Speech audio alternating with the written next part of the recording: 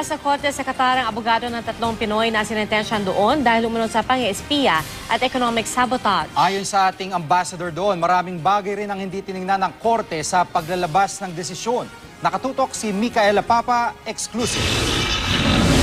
Para naman ninyong awa.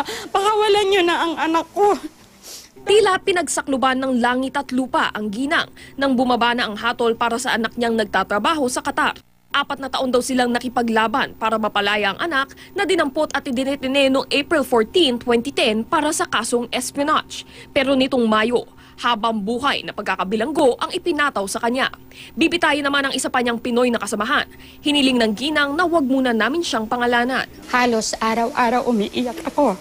Lalo na pagka ganyan na meron akong nababalitaan. Pagka tumatawag siya, talagang umiiyak ako. Kailan ko siya makikita? Bakit ganito ang nangyari? Wala naman siyang ginagawang masama.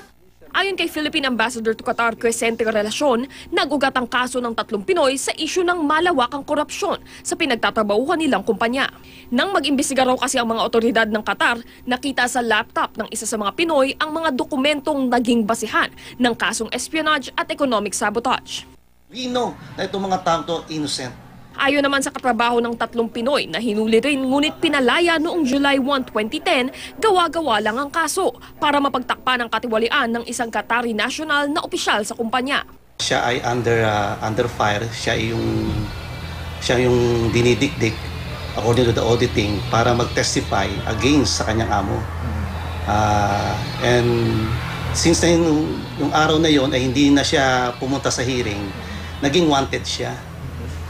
At that night ay pinasok yung bahay niya. Hindi po totoo yun, yung espionage po na yun. Ito po, it's all about sa company po nila eh. Na nalipat lang po, na ginawa po nilang personal. Iaapila bukas ng abogado ng 3 Pinoy ang kaso nila sa Court of Appeals ng Qatar. Patuloy namang nakikipag-ugnayan ang Department of Foreign Affairs sa ating embahada para sa mga tulong na kakailanganin ng mga akusado. Micaela Papa, Nakatutok, 24 Oras.